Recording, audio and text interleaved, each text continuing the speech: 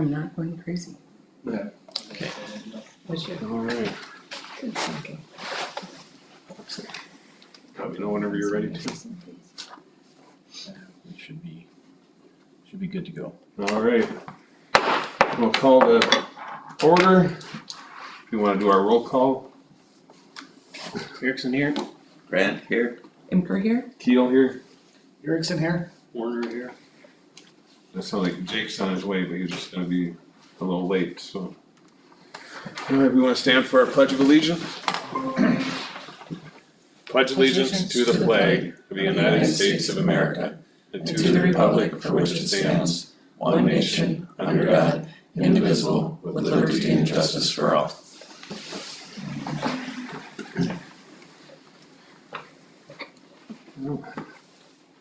Thanks everybody for making it here. Guess we have we don't have anything listed for old business, and if we want to just move right into new business discussions with the open ed, is that? Yep, Grant, I'm going to stop sharing here and let you take over. So we'll bring Grant in. Volume. Hey, now can you hear me now? Yes. Not unmuted. Hey, amazing when you hit that mute button. By the way, I thought the conversation around supporting or not supporting Chromebooks was entirely fascinating. Thank you. Thank you. I support your anti-Chromebook feeling. Oh, And I work for a tech company, so that's totally fine. So my name is Grant Hewitt. I'm with Open Ed. I can do this one of two ways. I have a deck that we can all watch in pure boredom, or I can kind of give you a 50,000 foot view of who we are, what we do, and what's our value prop for the district. And if you've got questions, happy to take them as we go. Whichever way you want to drive. say the more exciting one, maybe? Or- Yeah. Yes, let's not bore ourselves to death. So, Open Ed is a learning platform. We're a technology company that enables traditional public school districts to provide a product for homeschool families that they are interested in participating in, thus increasing enrollment for our district partners. So we have been in Minnesota now for about, I guess, a year. This is our first school year, so we were like one semester in. We have 140 kids enrolled in our program across the state. We're adding another 120 here at the mid-year for the next semester, and we anticipate to double that in the coming year and double it every year after for quite a while. That's just how we have seen our growth pattern works. What makes us different than maybe a traditional virtual learning provider or a traditional virtual work program that maybe you're used to, like an Edmentum or an Ingenuity or a Pearson, is that we are a platform that allows families to select from a number of curricular options that are state standards aligned without having to sacrifice and be locked into one. So when you think of kind of traditional virtual programs, you find yourselves thinking of a one-size-fits-all education. It's just delivered via a computer. And what we are is a marketplace and I guess like a smorgasbord of educational options that families can choose from. And this makes it feel very much like homeschooling. So if I want my math to be from Edmentum, I can do that. Or if I want my social sciences to be from Apex, I can do that. It makes it so that the process they're already going through at home as traditional homeschoolers is able to be done for free by selecting various curricular options from our library. And we enroll those kids in your district as open enrolled students. They become a part of your enrollment count. They get what they want, which is education at home. The district gets increased enrollment, which gives you a little bit of extra money to do things with. And we find that we're providing a service that helps families self-actualize and be the best version of themselves through the process. Hey, Grant. That is, Grant, yeah. let me explain one thing. So a lot of times when we have these home school networks, the different programs Grant's talking about, they'll tend to access those. Edmentum's a big one, but the problem is they have to pay for it. Once if they go through Open Ed, assigned to a district, then those homeschool parents don't have to pay for it any longer, and that's the caveat for them, and that's why it draws them into it. Sorry about that, Grant. No, I think that's a great point there is, this costs the parents nothing. They get the feeling that they've been having for maybe the last 5 to 10 years that they've got a kid being homeschooled. But that suddenly the cost to the family comes way down. The other thing that's really important is these kids become back part of the public system. So our teachers are trained in child find. We get to discover if kids need, any special services for learning disabilities or those types of things. So no longer are they kind of outside the system. They're in the system, educating in the way that they feel comfortable with, but also getting the services that they desperately need. The special services are remote too, or virtual, right? Too, like for. Correct. Okay. Correct. So like speech services can be done remotely. Almost most services can be provided remotely or through a partnership with a vendor to do kind of an in-person remote if needed. We don't find that we have a ton of special needs services that are required in person. Most of it is done via a virtual delivery. That's correct. I chatted with the superintendent of Monaga, Jake Hose, and he's got some ideas of how he handles the special education side of it. He actually hired a virtual special education teacher. He hired part-time and temporary work to help with enrollment. With that in mind, he said that right now, this semester, they're bringing in $25,000 extra per month of revenue it's unassigned. In other words, it's just money you have. And they anticipate that going up because I know at semester break, you're going to enroll another 100 and some students. So that's gonna almost double for him. And it doesn't affect the bottom line as far as our classification for athletics or anything because they're all K-8 students. So that doesn't affect that at all. So what do those students do after 8th grade then? Then they'll, go ahead, Grant, but we could essentially, so here's another caveat too, we could essentially go through 12th grade after the high school league is working on an amendment to their bylaws now that says distance learning kids in your district won't affect. Gotcha. That's not in this yet, but they think that's going to be approved this year. That seems to be a common thread. We see, you get enough kids doing virtual and they have to address this.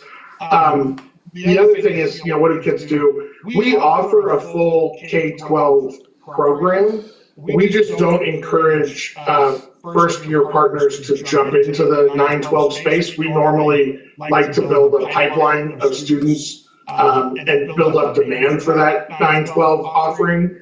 So we don't normally launch a 9-12 till years 2 or 3, just to build up the right demand level. It costs more to do high school.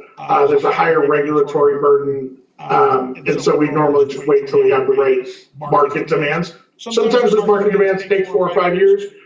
We think it's about a 3-year window in general for a 9-12. But kids between now and then, what do they do? In general, the trends in homeschooling is that homeschool families are very active and eager in grades K through 8. Many homeschool families start looking back to more standardized or traditional education in high school because they are preparing their kids for kind of that second go of education in college, and they don't want to take something off the table. And a lot of families are like, the risk is just too high for their kids in the high school space, so they end up going back to a brick and mortar high school or a magnet school or some of the more fixed kind of virtual environments. But yeah, they transition out of our program smoothly. The only complaint we hear is that normally their kids are bored because they're not able to move at the same speed that they moved in the Open Ed program. But let me give you the thing that probably everybody's asking. If I could see the room, I could probably get this. What does it cost you to partner with Open Ed? It costs you nothing, upfront. We have no sign-up fee, no implementation fee, none of that. Our program is a revenue share program, and so we take a portion of the revenue for each kid that you're getting as a new enrollment, and then we leave a portion with you, the district, to do as your superintendent outlined, kind of whatever with it you want. And what we find is most of our partner school districts use those monies to enhance their brick and mortar opportunities. So maybe it's redoing a science lab, maybe it's new textbooks, maybe it's new science equipment. We find that they are used in a number of different ways. We just encourage folks not to use it as a built-in budget ongoing expense because it's a volatile market. Things, kids one day like the tool and another day don't. So we don't want you to be locked in and counting on the revenue, but at the same time, it is nice money to have to do kind of one-off projects with. And so it doesn't cost anything. From a marketing standpoint, we do all the marketing, we do all the compliance work. It does, as mentioned, there is a slight cost.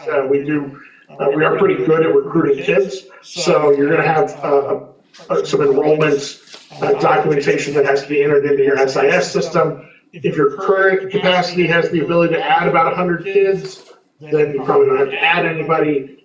We see most districts can handle adding up to probably 500 to 1,000 kids over a few years without increasing their staff costs. But once you get to about 1,000 kids in the program, a lot of times they need to devote one full-time registrar to the program from a data perspective.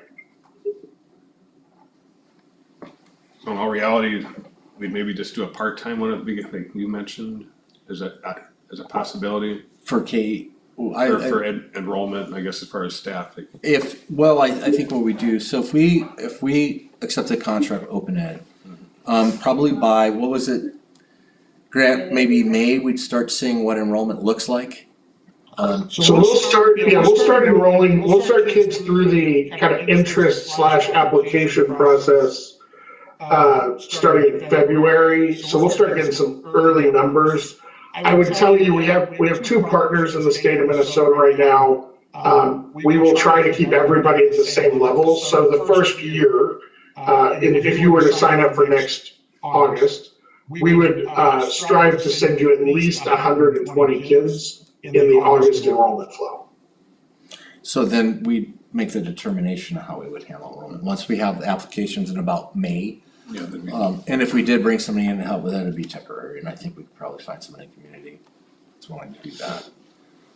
But I think, It's mainly data entry. Who's your SIS system? Is it Infinite Campus? no, we use JMC.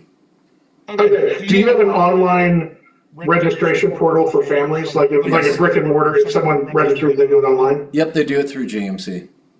So we are building an integration right now that allows our system to essentially impersonate a human going through that flow. And so we can take a lot of the data entry off in the fall by just having a computer mimic a human filling out the form. So that, and then we'll have to see what the special ed Yeah. caseload looks like and make a determination from there too. That was my last district when I worked with Grant. My goal was to possibly eventually hire a special ed teacher to just oversee that caseload, depending on what the caseload looked like. After talking with Monaga, that's what they did, and it worked out very well. And they hired a virtual, somebody could work from home. When you can't get a licensed special ed teacher in person, he had 20 applicants to work. Okay, so the pool was bigger. Yes, It'd be in virtual, it really opens the pool too, I suppose. absolutely, yeah, more people wanna stay at home, and be a stay-at-home mom or dad or whatever, and then have an opportunity to work.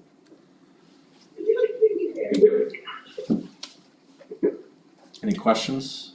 Yeah, as far as outreach or advertising or however you wanna talk about it, who is responsible for that and what does that look like?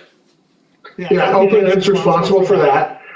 We find that historically our best marketers are families in the program themselves. So By January 5th, we'll have over 200 kids in the program, representing somewhere around 120, 130 families. They communicate with each other and we just naturally, organically grow.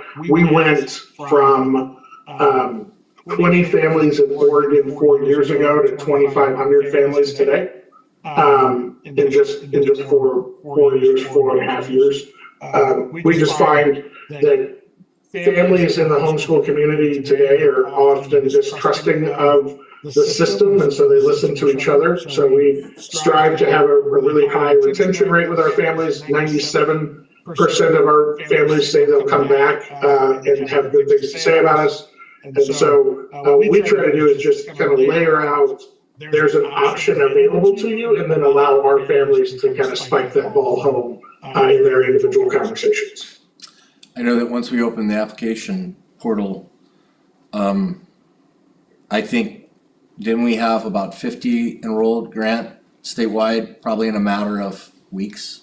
Yeah, it took us like 2 weeks to get to 50, and then, we ended up, we ended up getting about, so we ended up closing about 50% of those who expressed interest. So we have a database already of about 400 families who, 200 of which have not executed or completed their process. And we strive to attend events in person and attend virtual events, but we have not had a problem recruiting kids thus far. Yeah, and I'll tell you what is unique about this to me. When I was in Alaska, I was a charter school principal and I was part of the charter school network up there. We had charter schools that were homeschool charter schools. So a homeschool student can receive services through the district, so remain homeschool. So what I learned about that is homeschool families are a culture. And they have groups where they get together, they'll get together and they'll do events together. They communicate together and it's a big consortium. So we'll be able to pull students not just from our area, this will be across the entire state because they'll be open enrolled. And if you ever delve into that, what a homeschool network is and what that culture is, it's incredible. Because they do talk to each other across the state and across the country. So it's just a fascinating thing. Our marketing, you asked about our marketing for when we launched in Minnesota was we sent an email to our families in Oregon and Utah telling them we were opening in Minnesota, and we had 50 people apply within 2 weeks. It's incredible. What's the cost share on the income look like?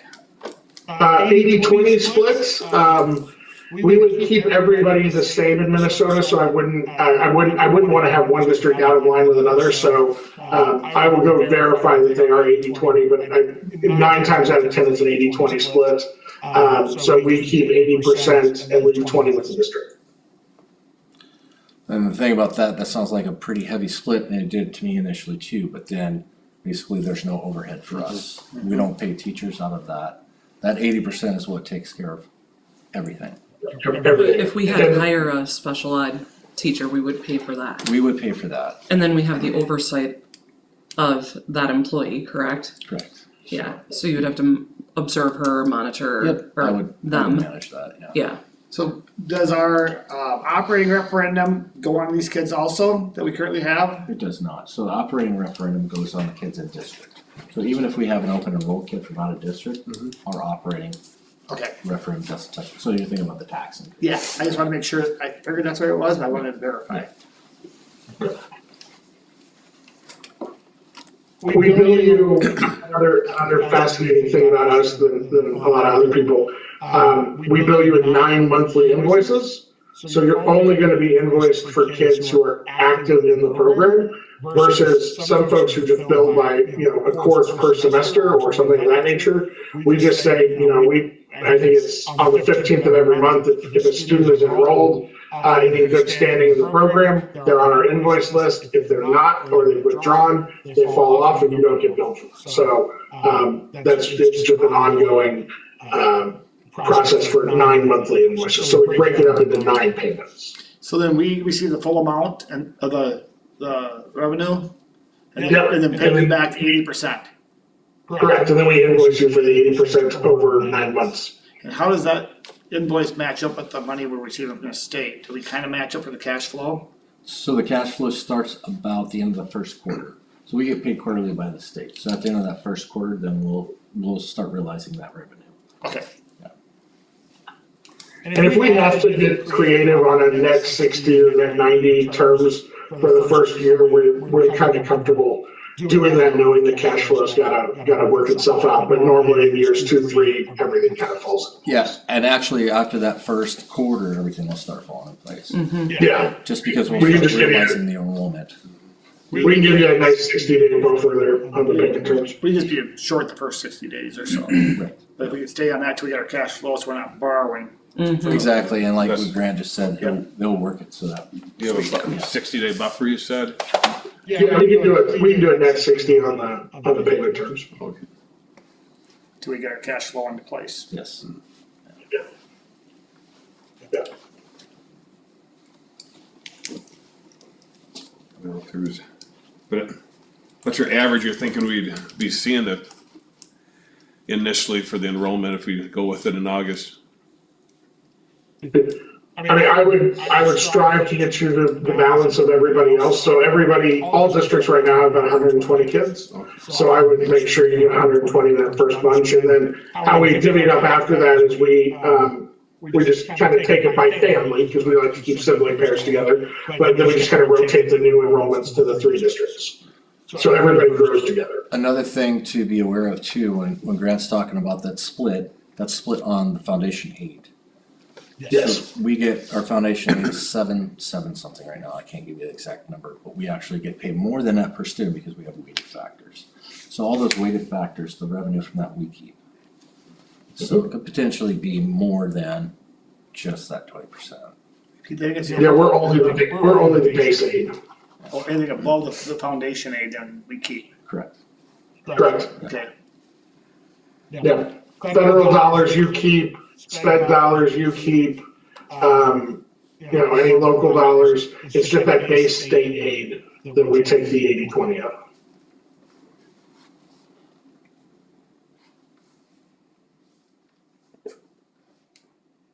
I know you mentioned right at the beginning, they have options for different programs. Does that mean they can pick different curriculum program that works best for them? You know, there may be 2 of them that provide the math, but they can select one math that works better. Okay. Yep. Exactly. So every kid in our program has an individualized learning plan created with a licensed Minnesota educator. And one of them may pick one even sibling pairs. You may have one that's using Edgenuity for math and another one that's using Edmonton for math. That doesn't matter. The key is that they're getting a state-aligned core curriculum, and they're going to get that from a number of different sources. That's what makes us feel like a homeschool program, because that's how they're already shopping for their curricular decisions. They're not shopping for a one-size-fits-all approach. They're mix and matching anyway, and so we allow that to occur in our platform. And it's more than just those 2 programs, there's several. Right. Yeah, we actually have 70 different curricular delivery options. 70 plus. We're always adding more. We're just track of the learning divisions count. Have you found, has there been any times where your numbers here affect your in-school numbers, like after a while? Yeah, that's a really great question. We do not find that. We find that we attract a very unique family. We are not where you're going to put where a district may say, oh, we have an open ed contract. Let's also talk about our kids that just need credit recovery. That's not us. We are really a niche program, a niche program to attract those home educated families back into the system. In some places, we've seen 1 or 2 kids join.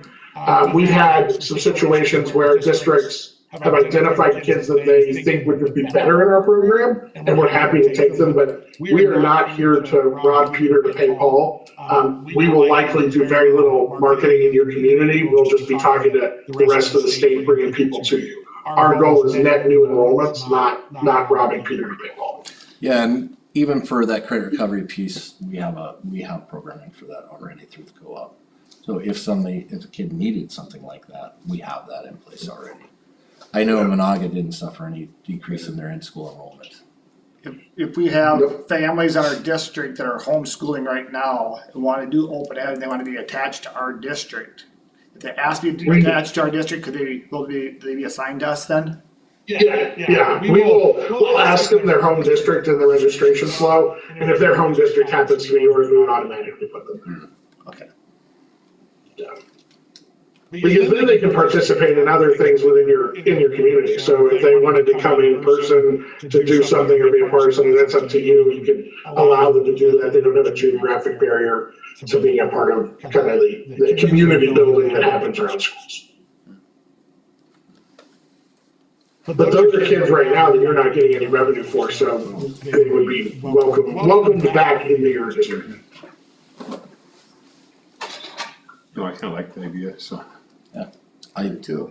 I mean, I would think the kids that are currently homeschooling in our current area be a great opportunity because they're gonna have that curriculum to choose from and they get to stay with, they're still in the homeschool system yep, and it's free.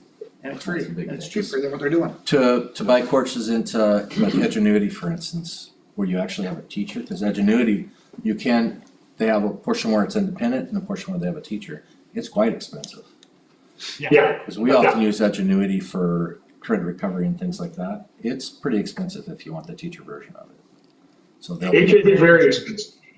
So how a homeschool student, if they lived in town here, they could potentially come into this building to do some of the extracurriculars? Yes, Would we, I mean, if we have all of these kids, would we still welcome that, or would that be we wouldn't have the resources really? they could possibly do it. The thing is remember, we won't be high school, so it'll just be that K through 8, so whatever, junior high. But, we can get it off, but the state frowns on that. I just don't wanna overwhelm our already, We will have extra I would- revenue if we need to hire more people. But they could Yeah. do that now, yeah, and they're Yeah, not, right? yeah, and I would tell you, most of our families aren't looking for it, but, you get the occasional one that does want to participate Yeah. in something. But there's a reason they're not there now, we're trying to give them the things that they should have, and if their attitude changes and they wanna be a part of it, great, but most of them are gonna choose to stay to themselves in their own communities. Yeah, I would say in the years I've been dealing with homeschool kids in our district, I see maybe 0.5% that actually wanna, that actually come back Utilize, into yeah. school. Yeah. I have had homeschool kids that'll come in and take a class, band, yeah, I've had that, by ed, or art, I think maybe 1 or 2 that have actually done the extracurriculars. okay, Mostly, it might be to pick up a class, but they can't, like band would be tough to do virtually. yeah, I know they can do it, but some would rather have it in person. See, and I've heard some doing like some of the egg classes, classes or CTE stuff like that, specialty stuff like that. My only other hesitation, and you know exactly what I'm gonna say, is I just want to be 1000% sure that this would not impact our classification Yep. in any way, shape, or form. So we would stay K-8 indefinitely, if it would affect that. Yeah. K-8 enrollment doesn't affect our It classification. doesn't play into it at all. Not at all. But High School League is doing an amendment to the bylaws Yeah. now, because we've been talking about it for about 2 or 3 years now, because lots of districts have distance learning programs. Yeah. Fergus Falls is a great example. Fergus Falls has a distance learning academy, and they have kids from all over the state in that. Similar split with a different company. They, and they're at a higher classification to begin with, but they want some cap on that. So we see a lot of online service providers in the state that are attached to school districts, and it is affecting that. So that's why right now the High School League is, and it affects it, and these kids that are doing distance learning don't participate in their Yeah. extracurricular program. Yeah, that's what I'm saying, like that would be the most unfair thing to our small amount of athletes ever. Right. To And that bump would them up only, a class and then only if we have go 9-12. 15 people. Right, only if we went 9-12 with distance learning would it affect it. That's why they're changing the bylaws now, so it won't affect it, Okay, even through high school. It's good to clarify that, because that would, Well, no part of that. no, I understand that completely. yeah, we're too late that night. Well, I've got good news for you guys. It's a 75-25 split.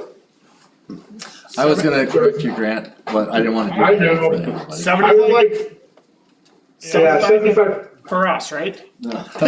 You said you changed it. Right, oh, are we negotiating right now, is that? Misunderstood. We hear 70-30? Negotiate us into more work. Love it, love you guys. You guys are great. No, so yeah, I wanted to go pull up one of our other district partners, and I was like, I think Minnesota was different. Yeah, you're 75-25. You can thank your superintendent for negotiating a tough first contract. Yeah. When is the deadline for, to let you know the Yeah, decision? we're not under a ton of pressure. You know, we do a lot of our work to onboard new districts in the spring. So, you know, I would love for you guys to think about it here in December. I can send over what we call a partnership agreement, because we think this is a partnership, it's not a contract or anything. We're both helping each other. I can send that over to you, this week, and if you guys want to talk about it in January, I'd love to try to wrap something up by the end of January. I think that'd be plenty. Yeah, I think that'd be good. Yeah. Maybe, Grant, you and I can chat next week sometime. Yeah. And look at that partnership agreement, if you can send that to me, and then we can get it on an agenda for a work session and just kind of work through it. I'll actually send it out in a weekly memo, so you have it to ponder over before then. But, That sounds like the right next steps. You know, I'm just gonna warn you, you negotiated the first one, it's not changing very much. Very neat concept, and, I can't have a bunch of different contracts in Minnesota, I can have like one. So I'll send it to you guys, take a look at it, and I'll get time on your calendar next week. all right, sounds good. Any other questions for Grant, guys? thank you for your time. thank you. Thanks, I Grant. have one question for you guys, how cold is it? Well, It's like That's 20 degrees now, isn't it? It's warm. We're Yeah, not too bad. we're in a heat wave going to 20 or 17 below. yeah, Yeah. we're gonna dip off the edge here real quick. Saturday night. Oh, I'm looking at my 71 degrees in Las Vegas, and I'm very pleased to live in the desert, so. So y'all Y'all have a wonderful. are y'all y'all have going to a the NFR wonderful- rodeo tonight? What? You going to the NFR rodeo tonight? Man, it is like going to a Taylor Swift concert, I can't afford that. I want to, I love the NFR, I love everything That's why around we it. go straight for 80%. It's like going to a Taylor Swift concert, so, no, thank you all, have a wonderful holiday season, and I hope to talk to you in the new year. Thanks, Grant. Thank you. Thank you, Grant. Bye. All right, Heather, you'll just keep us updated when you get all that, so. Are there any other questions or concerns or anything? Do you wanna chat before we move on? Very good presentation, it really cleared up a lot of questions I had trying to understand it. Grant's right, I did pretty much negotiate the first Minnesota contract, and basically there are things in there I didn't, they're just used to doing it differently in different states, so we got the contract and then these are things that I didn't feel applied correctly to Minnesota. So they were very good about changing the language that we changed here and there. It's an exciting opportunity to generate some revenue. It's outside the box thinking, for sure. Would We'll that talk split about- stay that way? If we went after a year contract, would that split stay? Yes, that would be. And that's one thing we talked about too. But, you know, there's a lot of things we've talked about, like plumbing for outside bathroom facilities, turf, I don't know, track. There are just so many things we could do. And that's what, after we talked to other superintendents that have used open ed, that's what they've done. A district of 1,500 kids, I think it was less than 1,000 kids, put in a $5 million turf field and artificial surface track around it. That's almost unheard of. It Yeah. happens sometimes, but almost unheard of for the most part. Can that revenue be used, like, you start paying off the the construction, the bond debt, and that, I can't remember how that's funded, if you can get that earlier. Possibly, but I would say I wouldn't earmark it for that. No, I do have something from Ellers that we can chat about to pay off bond debt, or at least the overage, with a combination of that capital facilities bond and using our own operating levy money over the years. We could chat about that at the time, but that's why I wasn't sure if these funds could go anywhere, or if it could touch like those, they're debt. unrestricted. Okay, That's what we need. So like homeschool kids now, they get money from the state, nothing. So they get a refund for curriculum, I think it's $50 a year, and then they get $25 for their state testing. So they still have to do testing. Other than that, it's zero. Some states do. Some states, when I was in Alaska, we had a lot of homeschool kids. The state gave them whatever their foundation aid would be. But for the most part, they get nothing. So do we have to administer their state testing? Nope, they already have it where they have proctors that do Okay. it. It's just different for Minnesota because we have the MCA. Some have a nationally normed test, some have a state test. But that's one thing going into the contract we were most concerned about is administering the state test. What they found was, first of all, kids that homeschool successfully typically are higher performing on tests and things like that, so that helped quite a bit. We were concerned about the proctoring, but they actually managed the proctoring. So really, our impact is going to be the intake, the oversight of a potential spec ed, remote employee, and potentially having to hire a remote employee. Yes. And outside of those three things, I can't think of anything. I've been racking my brain for this. This is 3 years I've been, working with them. So talking with other superintendents, it's a blessing. yeah, This guy's. Is there anything that hurts us with just going for a year compared to say 3? If like other schools would, I can let you know they'd prefer 3 years. And then at the end of the 3rd year to recess. I said 1 year because I know when we first brought it to you guys, it was brand new. There was some skepticism there, so I know if I said grant this the only way we could do it, they'll do it. Because they're breaking into the market all over right now. Midwest seems to be a high point for for homeschool kids. I know they'd prefer a 3-year. I just wonder, more schools get involved in it, I need to miss out Yeah. So they won't, by just doing one. exactly. we'll probably be the last school. Oh. They're resigned to about 3 districts per state, because then it becomes saturated, so then you're gonna spread that enrollment out so much that it's not gonna be worth it. There's a cause, we all are working, they're in, trying to manage more districts also. Absolutely, more teachers, cause they're gonna provide all the teacher input and all the teacher resources.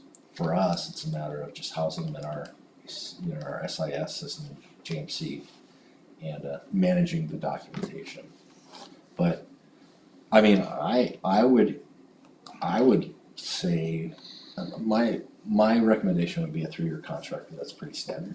But I want the board to do what they feel comfortable with at the same time. But then I just put myself in their shoes. If I'm gonna go this much work, I want a 3-year contract.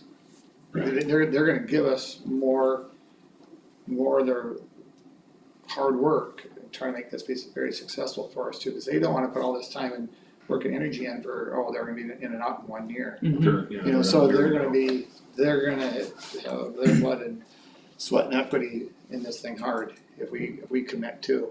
I'd rather see a 3-year. It looks good, what I see. Especially if we might be the last one. Yeah, to show that we're committed just as much as, they want, they're gonna commit, they want us to commit. I agree. So if we're like hesitant, they're gonna be, do we wanna, how many kids do we wanna send them? the other thing, Another thing to think about, one thing we keep talking about is don't use these fundings for something that has to Yeah. be, Planned for earmarked. has to be supplemented continuously.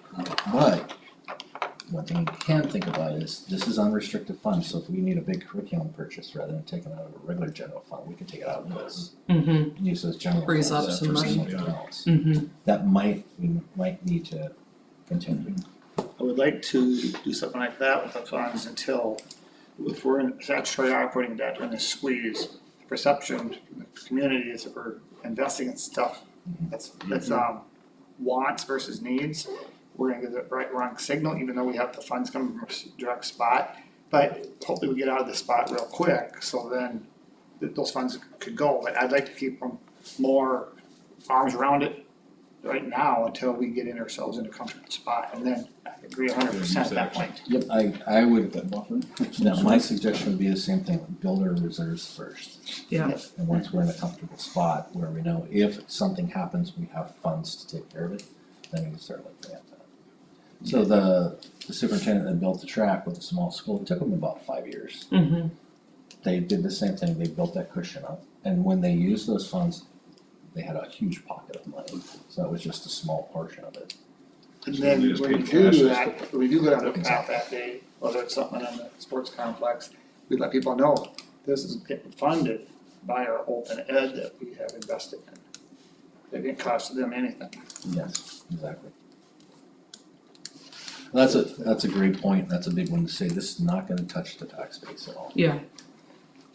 Yeah, that's, I mean, This I is- am on board with the caveat of two things, that we don't overwhelm our resources that we have here, and that it will never impact our sports classification, and to me, if those two things aren't happening, it's kind of a no-brainer. and then again, if we end up overwhelming, we have to put more help in, we can pull out of those funds that we're bringing in. I know, but that's kind of like, you know what I mean, like that's using, it's making a problem or a problem, you know what I mean, like you're paying somebody But what it's additional. gonna cost and what you're gonna bring in. Yeah, it will offset Yeah, if you so keep we're getting not more just and more. offset, we're gonna have huge income over what it would cost to bring that extra part-time help in. The highest expense for human resource would be a special ed teacher. Right, So somebody to enroll, they enroll only 2 times a year, a semester. And they won't enroll in between. So like we get kids that come in and out, they won't do that. So it'll be somebody really a couple times a year. For like a Mhm. couple weeks only, probably. That input, I mean, I'd just say, Doreen. If we need sped, do we get extra money out from sped? Yes. So then we get additional funding from the feds and that'd be 100% ours then. yeah, that unknown of that piece is just the hard part, right, like you don't know until you get that enrollment, you could have 100 of the 120 kids that qualify for special ed needs, or you could have 2, The majority of the special ed services are speech. okay. So those are easy services, that's telespeech. And we maybe could even facilitate that today with our, Maybe. maybe, We'd have to look, we'd have to see what percentage of that enrollment would be. Like Monaga, they do have some that have, other services to provide, so hiring the virtual teacher. They didn't hire a full-time virtual teacher. Okay. So they hired a virtual teacher to provide services for that, so it might be full-time, full caseload, depending on what we consider that to be, or it might be just a couple of students. okay, Cause even the speech would be virtual and, I mean, Yes, I know that's a challenging one, if you got one that really, a lot of help with speech, that the virtual isn't gonna be as good as your in-person, but it's, no, but a lot of districts do use, we call Yeah. it telespeech, a lot of Mhm. districts use that because speech pathologists are in demand. Yeah. very hard to find one. Like Yeah. having a full-time one who's got experience is an anomaly. Mm-hmm, Yeah, so let's just say about hypothetically, 100 kids then, you got $2,000 a kid, that's $200,000. So you have, you have It'll 200, be more than that. yeah, I'm just It'll be using closer to conservative. about $4,000 per kid. Oh, four, is that what we get after bills, cause the federal state? So we get about $10,000 per student. The funding formula is about I wanna say 7,300. So they're gonna take 75% of 7,300, We get the top and we get the federal side then. yes, and the federal. Yeah, so let's even 400,000 in on 100 kids and hypothetically, we won't have this, $100,000 of expense, you're still $300,000 ahead. Yep. So I'm not getting too hung up about the extra expense. Staff. yeah, Yeah. the extra 20, yeah. You're investing Making in, up there anyways. you're investing in something bigger. mm-hmm, So, yeah, we have more expenses, but we also have more income. a lot more income. Yeah, so like where's the rattlesnake in this whole thing? I haven't found one yet. Yeah. And the superintendents we talked to, that I've communicated with, have been doing this for a few years, Yeah, so they haven't found one either. And just to let you know, so I have a district staff meeting tomorrow, face to face, and I'm gonna apprise our staff about this. Yeah. I just wanna keep them in the loop of everything. So I'm gonna use the documentation I showed you guys initially, and then answer questions from there, cause I'm sure there's gonna be a lot of questions like this too. So hypothetically, they stop at 3-4 districts in the state, and they say, nope, we're gonna stop there. What's to say we don't grow at 10,000 students? oh, for sure, I mean, Now for that's your sure, revenue stream. yeah, Yeah, You know, not that you couldn't, with that many dollars, you're not just gonna shove it all to one thing, but you can take a little pressure off with some other things in the district for, you know, paying for some things. I mean, So, that I would pay mean- for the staff as well. Downside is, we just don't do it, you know, we stop after 3 years. Yeah, which I don't think we will. No, and that's one thing I'm glad you brought that up too. I was gonna say, if it doesn't work after 3 years, if you're not satisfied, then we just don't continue the contract. We're not out the money Right, or anything. right, We're not adding on to the facility, we don't have major capital outlays, we're not, have to worry about laying people off. except maybe the sped ed teacher if we had to hire them So Open Ed's basically using us, to do giving their us data. 25%, they're taking 75%. They're making more than we are for Well, kind yeah, of they have running their- a school, but they got a lot of work to do, yeah, Work and but I expense mean, too, so. Open Ed, but I can see from outside looking in, they need a tool to do what they need to do.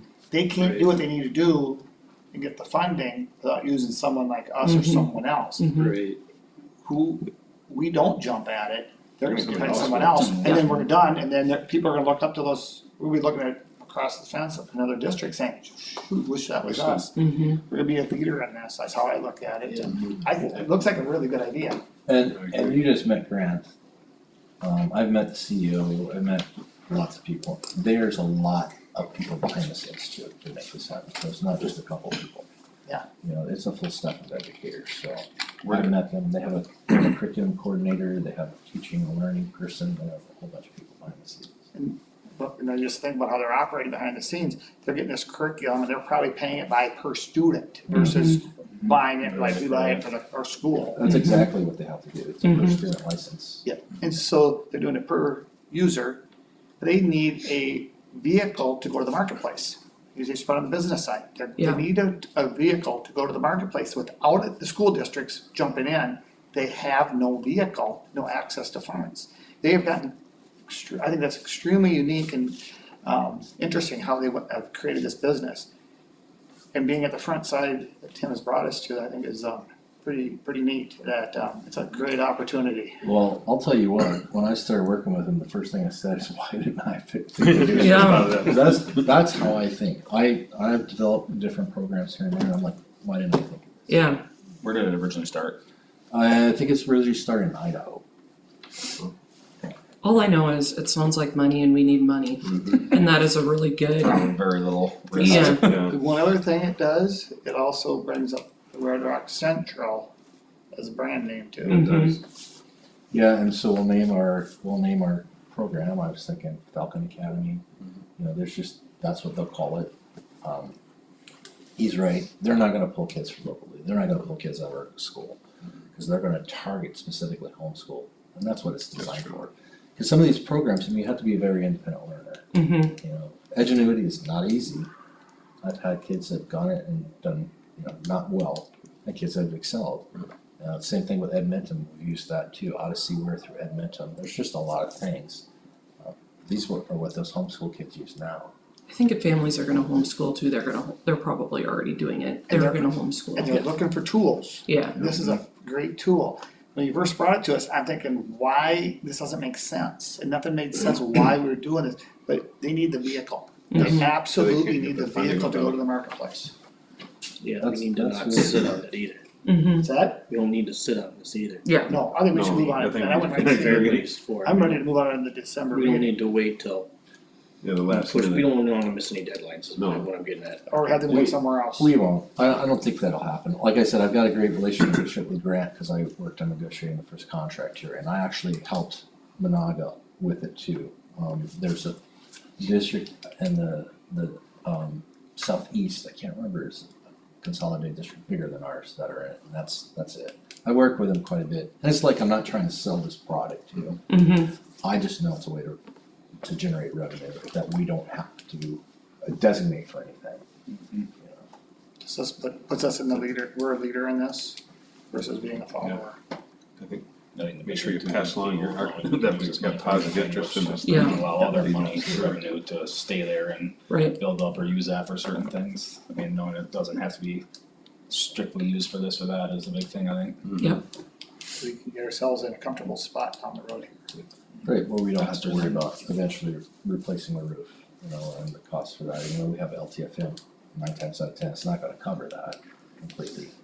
You know, we need furniture, we need new technology. It gives us the opportunity to buy that and not have to wait or plan out for years in advance. Mhm. We're talking about a kid's baseball field, you know, this could be the key to that. Thinking on that, we looked back a couple years ago and we did our branding and now I'm sitting there thinking maybe that was just a sign in the way, cause we gotta wait, we have our own branding now too, and now if we would've had that, we'd have been worried about more people are gonna see it. So now it's like, And we have a new facility, so when they looked up, Falcon Academy, they're probably gonna look up Red Rock Central District. You know, they're gonna combine the two together, the homeschool, but now they associated with this, with the rest of their district looks like, so. I think it's a great idea. Me too. Okay, well, I won't let him off the hook, you don't have to worry about him yeah. going to somebody else, but I'll wait and see what his partnership agreement is. yeah, I would love Okay, to see that. yeah. As soon as I get that, I'll send it out, I'll look it over first, Mm-hmm, cause there's some things I wanna change in the prior one, but they had no problem. Like the language part, cost is set in stone, they're not gonna change that. yeah, Some of the language in there, they don't have a problem with it, so as soon as I get that, I'll send out and we'll memo on. sounds good. Thanks, Tim. Are there no other questions on the open ed? We move on to the third wrestling coach discussion. I guess, when we discussed this the last meeting, we tabled it till we get more information. Is that pretty much I think that's how that pretty much the motion was, wasn't it? I think we it just- was, I think the motion was to table it for discussion because nobody expected that to be on the agenda. So I don't really have anything to input on this. Is it- I mean, we just had this, discussion before, so. I was just thinking, I know it's out of line for protocol, I guess, if we're looking for more information, but it is out of line if we direct questions to Clayton. I mean, think there's- you could do that. Okay, You could do that in work session, okay. if you feel comfortable Then with it's that. no public comment, but it's, I know he's here and we might want have some questions for input, but.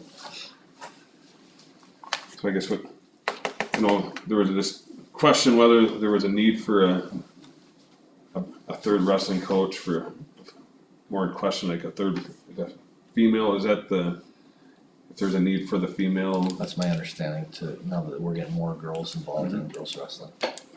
which is good, so. I guess, would you wanna Yeah. just fill us in on like the need and, Yeah, I guess to keep, some people weren't here on the board last year. The decision was made to cut the third wrestling coach, that we had been covering through the district for the last couple of years. There was 3 of us, it would have been Brett and myself and Tony. So all 3 of you were originally All paid? 3 of us were paid, and then the decision was made last year that, numbers were down and, that they would only fund 2, head coach and assistant coach. And I, to be honest with you, I didn't agree with that, in that sometimes we have people in 3 different places and can't send 2 people to 3 different places at once. That's one of my arguments, but a new one that is coming up, we've had girls in our program on and off, with Aubrey Mathewitz, 5 years ago or so. And then last year with 2 gals, that started wrestling last year. This year we're up to 5. And I guess we had 3 too, my daughter was in there too. 2 of them came again this year, and then we got, 3 others, so we're up to 5 girls. And, I guess there's just with the, what do I wanna say? With the way that you teach wrestling and having to grapple with, your students, it's hard for a male to do that with these female students. There's certain things that I can show on them, I'm gonna touch their wrist, or I'm gonna touch their, the back of their head, that's fine, but I don't need to be in other situations with them, So is can I where ask a I'm at. question with that though? Cause that is bordering some Title IX boundaries, truly it is. Cause there really should be no difference or bias in how you're showing either of the two sexes how to wrestle. Well, I understand what you're saying. But what are all of the other coaches in the state with their female wrestlers? Cause we have 5, but Yep. Wabasso has 15, Right. Tracy has Right, 12 or 15. that's a good question, that's a Yeah, good question. They're like setting what are them- they training? They're setting them? themselves up for something. You know what I mean? Like If what they're, when if you they're go doing to it the way your, we're doing it, I feel that way. We have had Katie in there this year and last year, she's been at every practice. We funded it last year outside of the school, just because I felt it needed to happen. I feel that we need a female presence in there. One, it helps build the program. I think we'll get more girls with a female coach in there. And you have that the female presence, I so guess. like when you're doing your training or like amongst all of you wrestling coaches, Yeah, what is the direction that you're directive to, as far as girls, just Yeah. that it's a growing sport. And that as far as wrestling coaches go, we love it, because all of those girls come with the younger brother, yeah, and those brothers are hopping in too. but there is no direction saying as a male coach you better be careful about putting your hands on a female wrestler. No, I Right. wouldn't say there is. That, I mean, The boys and girls ever wrestle comes each other? common sense, they do, yep. So like at events they would even Yes. the girls Oh, yeah. wrestle. At events too, yes. Yeah. Yep. And I guess my hope is that there's enough officials and there's enough other People are outside things, yeah.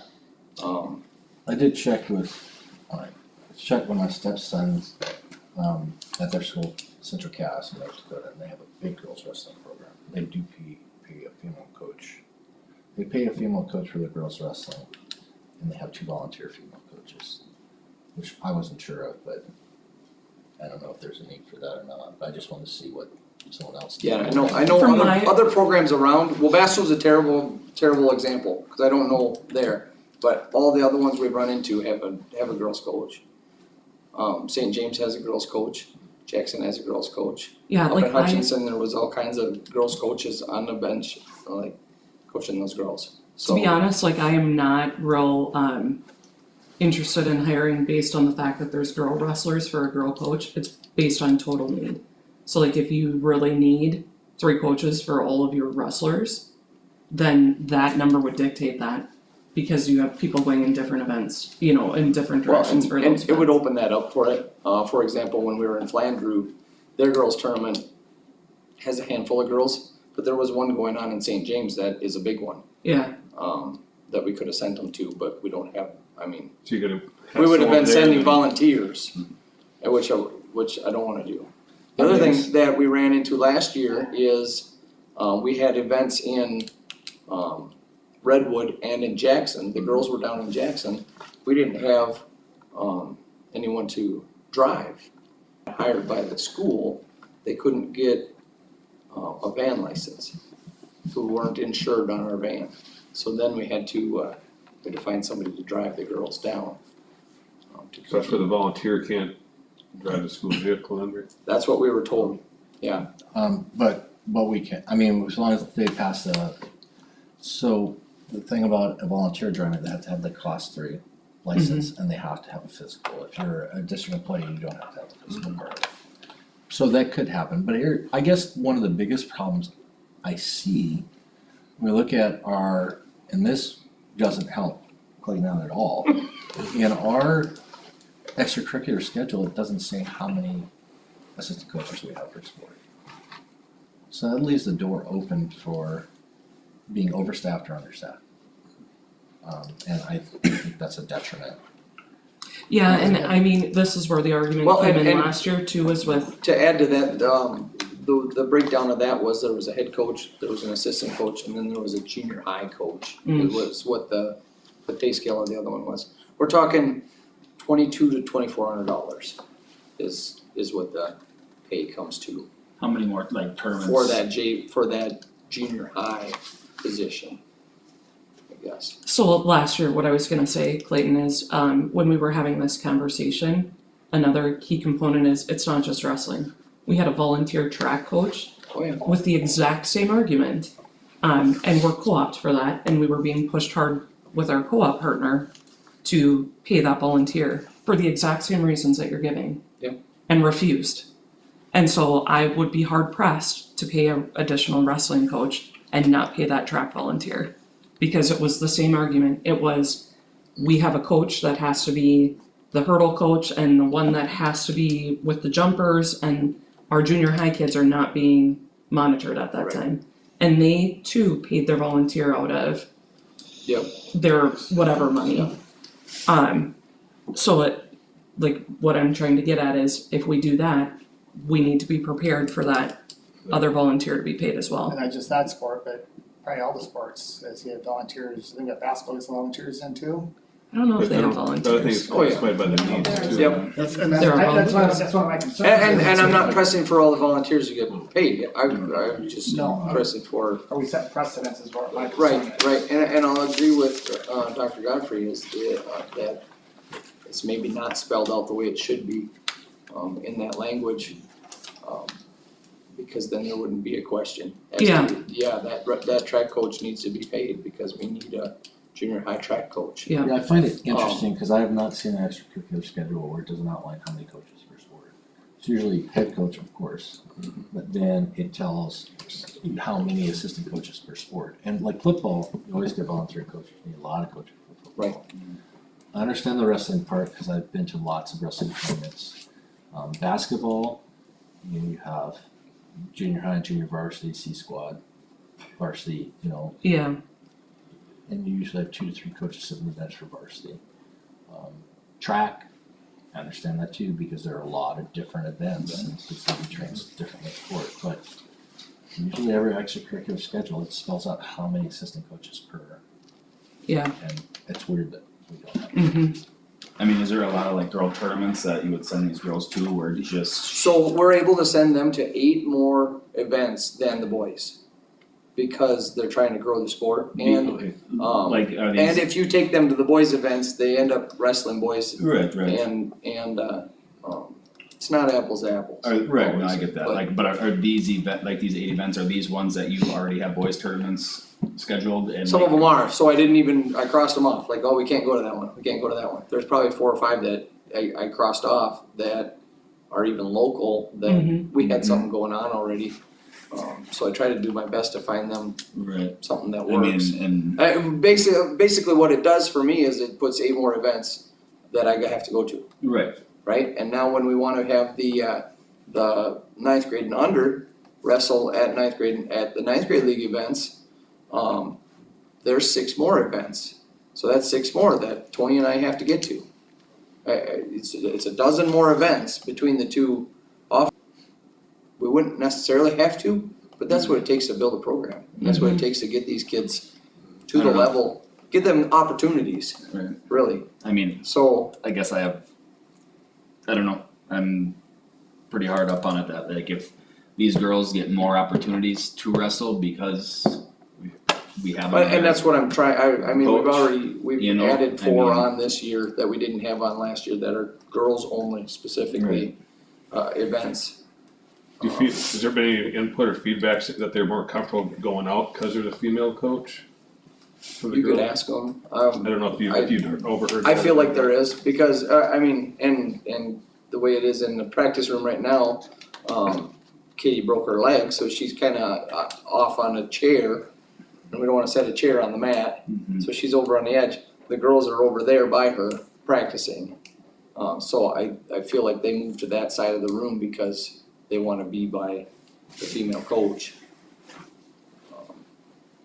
Maybe Tony and I maybe don't have the finesse that a female does. Coach may be a little harder than. I smell bad too. Right, guys smell bad too. No, I think they enjoy us too, but Girl bouncer probably smells just as bad. it's So is there a spot in the middle or somewhere? You know, if you wanna take advantage of a girl only tournament,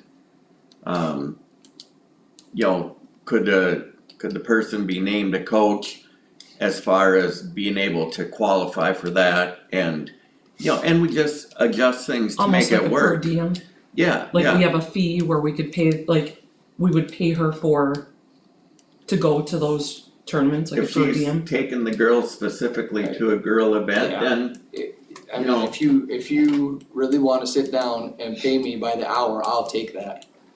Because you get paid a lot, or I do a lot more hours than what my pay would show. If you know what I mean. We're gone all day Saturday, most of the time. right, but, So I'm just saying, if you're gonna hire her by the hour, you're gonna end up paying it. Or event. Mm-hmm, sure, like I say, is there room for something like that per event, or, you know, then she's got I mean, you can, if they need that coaching, you can try it, we have a designation contract to with be able to the drive and- Schedule B already, I mean, that says what the position is worth. I mean, You know what that is? 6.5. I don't think it's that high even, I'll have to look, I'm not gonna look real quick. I wanna say it was more like 4. 2,500 or something Yeah. last year, they said. 22 to 26, I don't know what it would be anymore. I got that pay once upon a time. And then they had us one day they had us write down how many hours we thought we did doing that. And I was like, I should have never, Denise needed that number for some reason. I was like, the math doesn't work out, guys. Assistant varsity coaches are 6.5. What does that junior high one say? Junior high, see, junior high is 5.5, 5.5, okay. but like, It's a little better than when I got just it. don't like the way it's outlined in here. yeah, It leaves too much, if it's sitting there, then we don't, then the Mhm. budget. 5.5 of a base teacher's salary. Besides, like, ability to get to more events. We got five girls this year. I mean, it takes, so we basically ended up paying her and Eric last year outside of what the school paid. We needed 2 more coaches. It takes 4 when you hop off the bus. And you have 4 mats in this room and 3 in that room, or 4 and 4. It takes that many. There's some tournaments where you have 3 different rooms or 2, yeah, most of them have 2 different. Well, this Four weekend in 75. Jackson, it'll be 2 different rooms and there'll be 4 mats in each room. Okay. I will say one thing, I'm indifferent because I know I wasn't part of this conversation before. One thing about wrestling is you typically have a coach at the corner of every person on the mat. Yeah. So if you have 3 people on the mat at one time, you have to have, I mean, you don't have to have a coach there, but you should. yeah, I'm gonna advocate hard for the same argument for track. That was wrong, No, I agree. I mean, they needed that, and that was a hard no, and I mean, The coaches we have in the room are all certified because they have to be to sit in the corner on the mat. Minnesota State High School League, requires that. So I can't just say, hey, Brian, your kid's wrestling, can you sit here and coach him? Right. That doesn't count. I Can't mean, do that anymore. I mean, It used to be, when I first started, they weren't strict on that. yeah, But they have to have taken the coach's clipboard and they have to, pass the 2 courses, so that they are, certified coach, by the high school. Bruin league. wrestled for 1 year and obviously there's so many little kids, a completely different story, but yeah, for me, who did not wrestle, trying to It's a different level of As you, energy, as you get, for sure. yeah, and as I you mean, get older, You wanna like- see something, come tomorrow at 5:30 when they all come running in there. Right. Yeah, But I mean, as you get older, we're gonna, you know, I mean, But I do agree, you're right about track too. yeah. You know, It's the same argument, so I'm just Right, saying if we're right. gonna, I mean, I hear I what get you're that. saying with the need for those people in you know, their corner, but the need was there too for track then. Mhm. So, I feel like I don't know, I'm not gonna say it. yeah. And then my only other concern would be, do you feel that there's a need to, like, because you have a handful of volunteers, right? Yep. That it should be opened, What should you open? the position, Well, it has to be. it has to be opened. Yeah. Okay, We'd post it okay, once the board Yeah. approves it. Again, I think we really need to look at the extracurricular schedule and get yeah, actually the number of coaches per sport in there because there's no way, it's kind of like a free-for-all, I mean, and then when it comes up, the program grows and they have to come here and say, all right, now what do we do? mm-hmm, This would be the time to do it then. yeah. I would believe that the MSHSL or other schools have some sort of a guideline that they utilize. Actually, I've not seen that, Okay, you know, it's specific to the needs. to of- each school, Yeah, Yeah. that's true. okay. Is it, does she have, what a volunteer need, do you think, to drive a school vehicle, is it? It's gotta get a class 3 license. Class 3, So they do testing, Colby would send that out. Mm. She'd have to get a physical and a urinalysis. I mean, it's not difficult. No. But then I would also say this, I don't know if coaches get paid to drive students, No, but not, if it's a van, Event. if it's a van to an event, you don't get paid for it. That I know, I don't know, maybe I've been doing it for free. Well, Clay, you're gonna They don't. continue- you're gonna continue this because- They don't. You're welcome. But yeah, I mean, if I just have a van full, I go. Yeah, I know you gotta weigh a couple things, the cost, and what's in the best interest of our kids, Mhm. for all of our athletics, and Yeah. all of our activities in general. What are the grades of the wrestlers? It's 7-12. The girls, I mean, girls? yeah. What are they? Goodness. 2 7th graders, a 9th, 10th, and 11th. I'd say about girls wrestling, it's just gonna explode. No, Yeah, it's Once growing it's- we got a fast. lot of pent up rage. Megan would have wrestled. Thank you, and I probably would have dominated. You probably would right now. That's the other side of the table. it needs to be a volunteer. I think we should visit if that's straightened up, Mhm. make a decision, because we're just leaving this as an open-ended Well, it's- conversation it's- for yeah, everything. We can't make any action No, but I mean, tonight. I'll put it on the agenda for next week, Mhm. cause that was the plan anyways, Yeah. and then you make the decision as you see fit, but I think we really need to focus on that extracurricular schedule. Yep. I think so too. Like if there's a decision next week, can that be for a 1-year term, or or what's the easiest to do on? If it's on a schedule, the numbers would dictate, right? I mean, Right. yeah, So, So it would say if this many students are out, this many coaches type deal, or? We'd have to make that decision. I don't know that you put that on there necessarily. I think the board, and the AD make the decision based on numbers. So from year to year, you change that. yeah. So I think it's hard to have hard When fast, we- sorry, Troy, hard fast numbers because, like you said, different sports dictate different amounts of Right. coaches. I mean, Look at football is, Look at football, you have a lot of coaches. and you need a lot of coaches. And they pay volunteers too. Yeah, yeah, they did, yeah. I mean, they're short, what it takes to get it done is more than what the school is right. able to Capable of. cover. Yep. Right. Able to yeah, cover. especially our district size. Okay, It would be out of line to say that, I guess we discuss when we see fit, but then if it comes to be as a decision for a 1-year term, is that a possibility that it could be a 1 year good for just the one time? Well, I think you just make the decision year after year. Yeah. I think Mr. Pack would probably get numbers from every sport every year saying this is the amount of coaches we need per sport, and we make a decision based on that. So coaching is different in Minnesota, coaches can be tenured as well. So like a new coach, if you didn't keep them, you have to non-renew, just like anybody else, but it's a different process. I think you have to base pretty much every sport from year to year based on numbers and needs.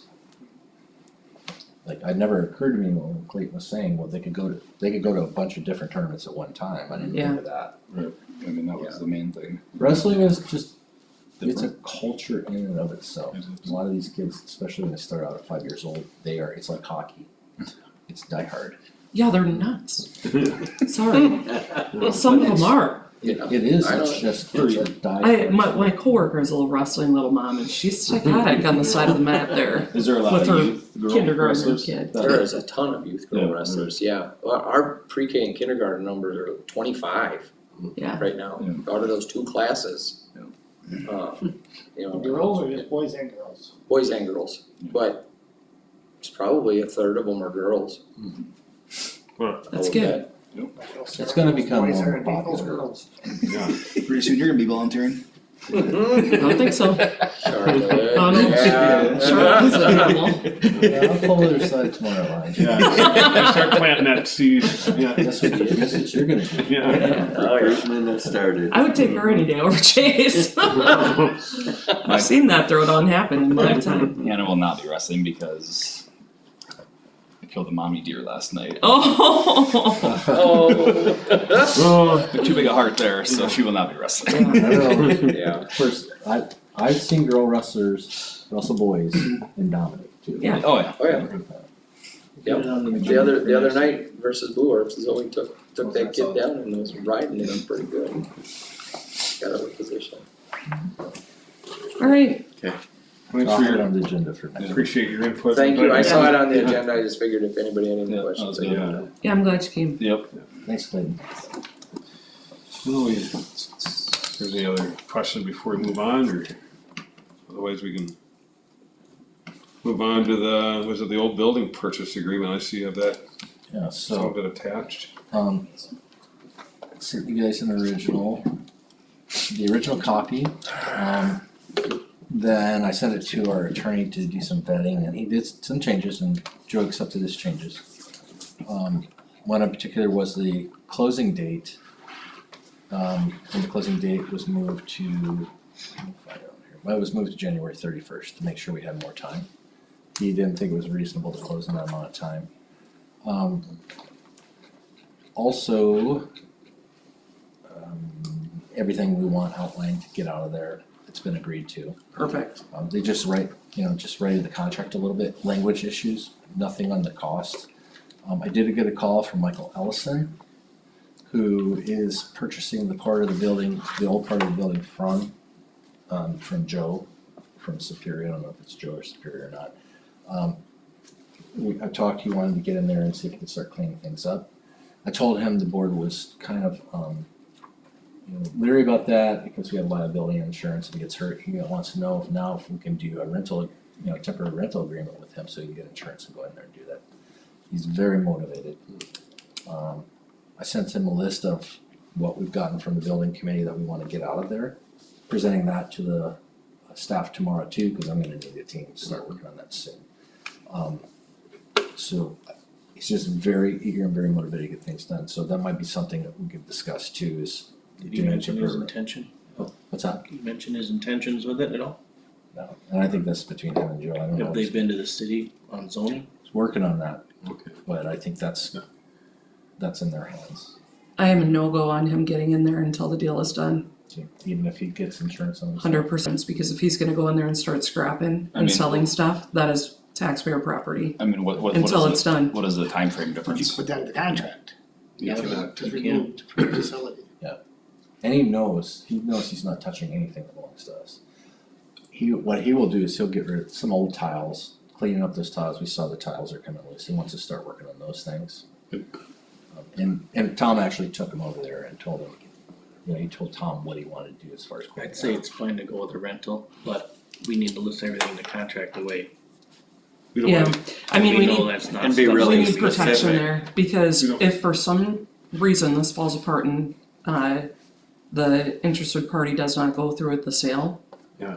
Then he has taken, yeah, we don't realize, we don't wanna. open up I mean, he's floors or- altered that building in some way, shape or form, or taken property. If he could be quite specific on maybe what he'll. I don't like it. I don't like It's it. only January, he can wait, I think. I mean, that's what, is that what we're talking as a month? Well, if they close on January 31st, A Right. month and a half, Well, yeah, it's- So Well, like sooner. after that, then it's his? yeah, I mean, a month and a half, what's the big deal if we get it in there, I guess, I would say for the wait. month and a, like, I think he's just motivated. yeah, Well, this contract, I would like to put it on the agenda for Wednesday for approval. So we can start I agree moving with that. forward. yeah, And then we can talk, I can talk with Joe about, you know, the earnest money. We don't have a date in there yet because we're waiting to settle this. I'll talk with him about the earnest money. Yeah, and our attorney feels pretty comfortable with this contract. Did you ask him about the hoist at all, if we can keep that, or Where's is the that? hoist? Yeah, mine's- that's fair. Yeah. Cause we have one, right? No, Oh, we never That's moved the last any. one. And there's the no last place to one. put it right now anyways. I thought we moved it's it. like a $5,000 hoist, he's only paying $20,000 for a $500,000 Well, building. I think actually, he we could give only us the got hoist. 3,000 for those. Yeah, the last bit, I don't know what the Yeah, option, on I the think what auction, the that's option what they brought, were, but I mean, the- if you gotta buy one, they're like Right. 6. yeah, so- 6 to 10, it depends on, It's worth it to get rid of that building. yeah. I'm just saying, he's getting a hell of a deal, he offered 100,000 to start with, and now he's getting 20. Mhm. Yeah. And he's selling part of the building, so he's getting that shot for 20 when he offered us 100. But we're getting rid of that line. No, I agree with you, I'm not saying don't sell it to him, I'm not saying that, I'm just saying he's getting. Yeah, but but he's gonna end up with, he's gonna turn, but he found a buyer for the rest of it. Yeah. Wherever he's from, just that we got someone, I was afraid that the rest of it was gonna be, liability for years. We To don't have Nate's to worry point about, though, like if he hasn't checked into all of the zoning and everything, and then what happens if he backs out and then His this biggest- guy's been in His there? biggest question, so Joe's biggest question in zoning was, is the shop zone so we could use it as a bus garage? I'm like, well, that's what we've been using it for. Yeah, So it won't change that at all. It wasn't zoning, there, as far as zoning for what he's gonna use the other part of the building, that's their responsibility. That's- yeah, And I don't know what kind of deal Joe's getting out of it, I don't even wanna know. mhm, exactly. It's just, I I don't even care. just I keep really coming don't. back to the fact that you can drive around a lot of little towns in the Midwest and see old school buildings. yeah, Yeah,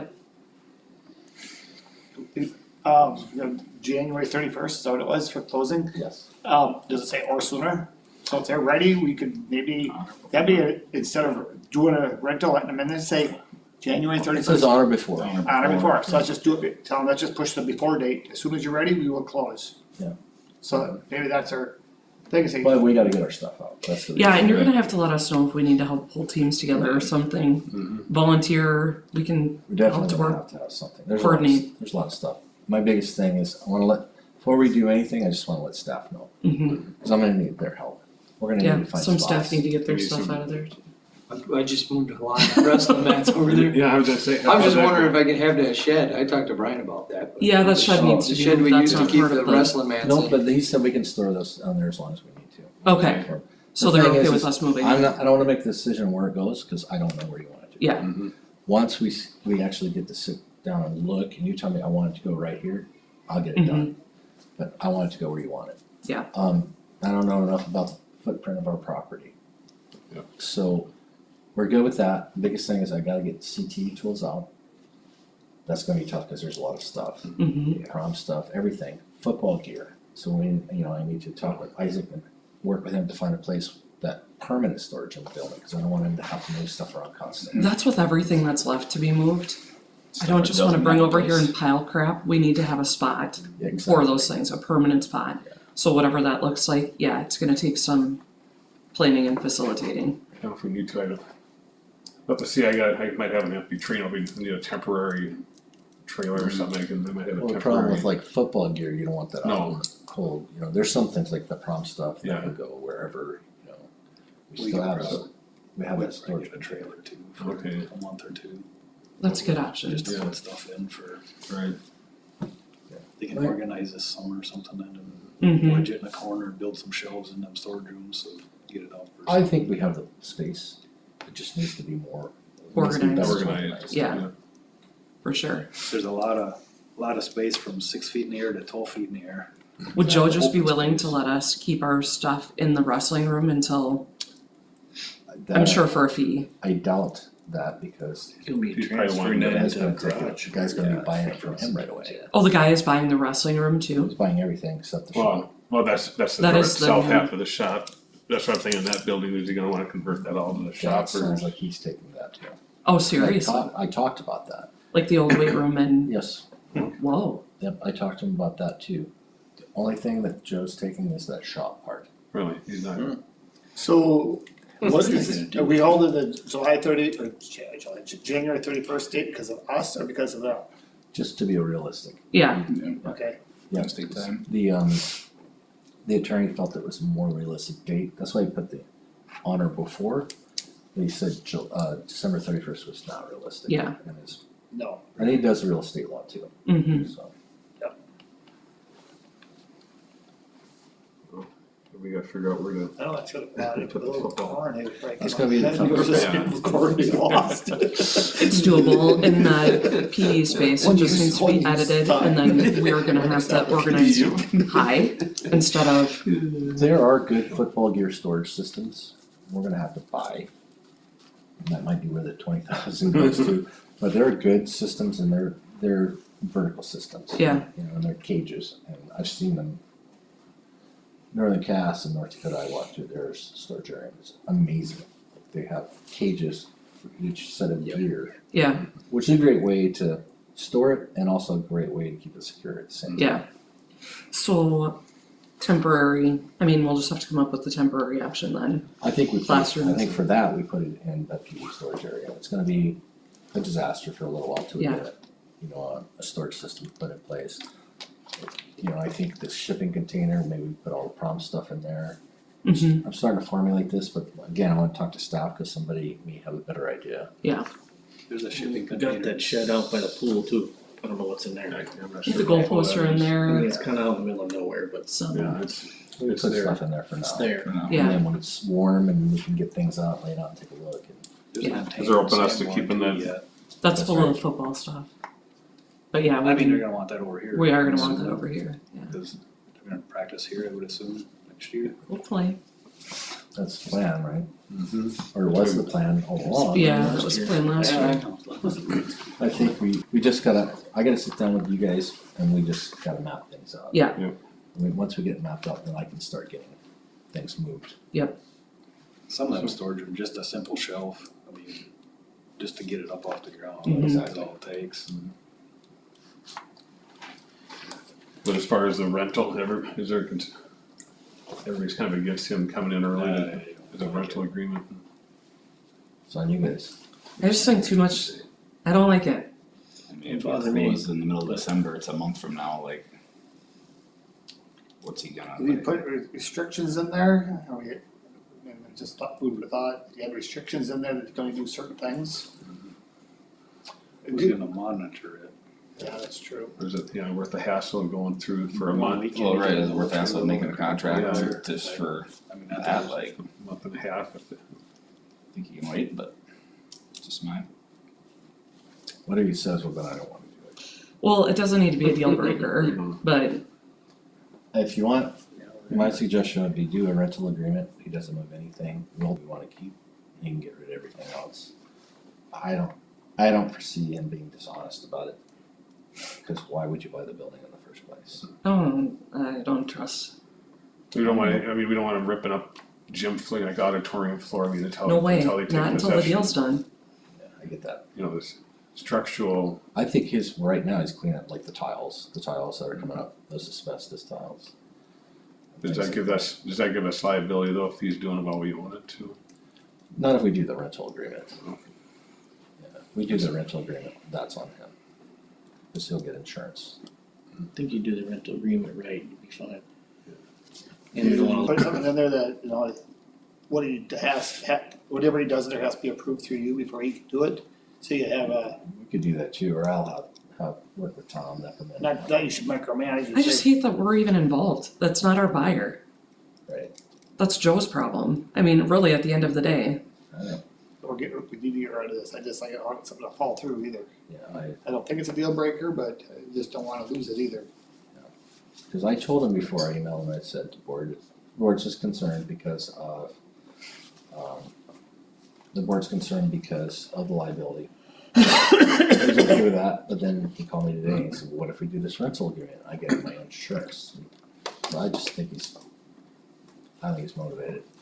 You know, okay, so I go back to when we had the fire offer, and that was an offer, and I mean, we could have very easily let her go in there too and start ripping things apart, and that ended up falling apart. Right. Her offer was contingent on many things.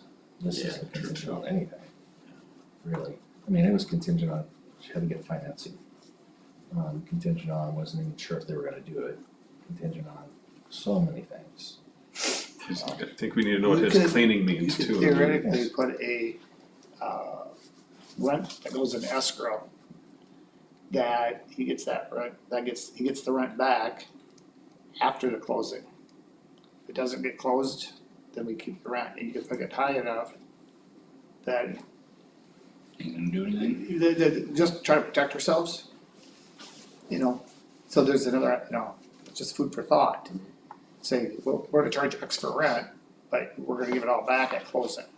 As long as nothing's been altered, if it doesn't, I just can't see this falling through. And the reason behind that is Joe, remember we started off, Joe was renting the shop. And then he was talking about buying the shop. And then we worked with him to convince him to buy the building. And he came up with a contract for it. I just can't see it, I can't I see it think- falling through. I think Joe will buy it, whether that guy backs out or not. Mm-hmm. He's gotta Yeah, give but it he's an only getting LLC. that one part, not the. Well, he's buying the whole thing from us though. Yeah. And then he's Yeah, selling but he's the rest buying of it. the other part from him. Right. He don't wanna be exactly. stuck with it all. So the biggest part about convincing Joe was. Yeah, The biggest part about convincing Joe is that he said I could get stuck with this building. that's why he reduced, but I hear what you're saying, because he was gonna buy it no matter what, it was just for the reduced cost. To take the whole Yeah. burden. I'm alright with, I think we do the rental, we'd have to spell it out, you know. Obviously, that's what it's Yeah. about.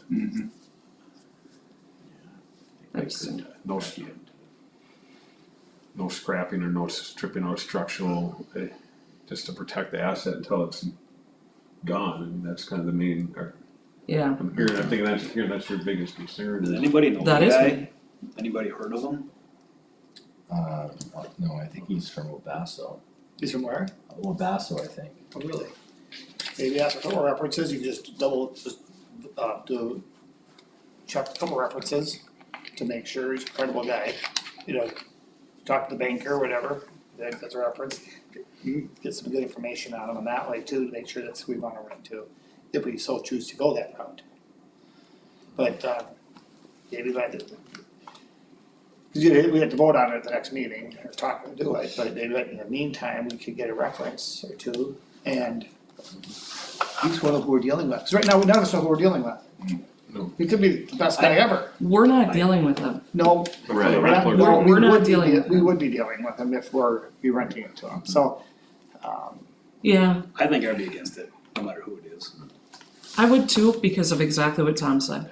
So we're gonna let somebody in there, take down the drop ceilings, take out the fireproof doors, start ripping up the gym floor, and then this never In happens. one weekend, before anybody knows what's going on, there could be 3 trailer loads of stuff out of there. Yeah.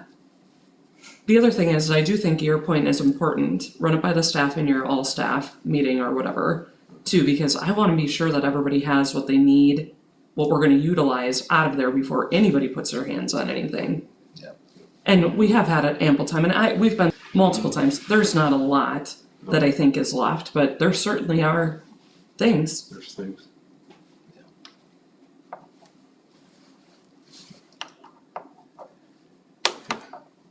I won't get the next meeting, but if you guys would so choose to rent it out, I think there's gotta have a lot of parameters, parameters set up in there too. Yeah. If we, like say there's a blizzard next week, we don't have our meeting, like, then we're already going into January.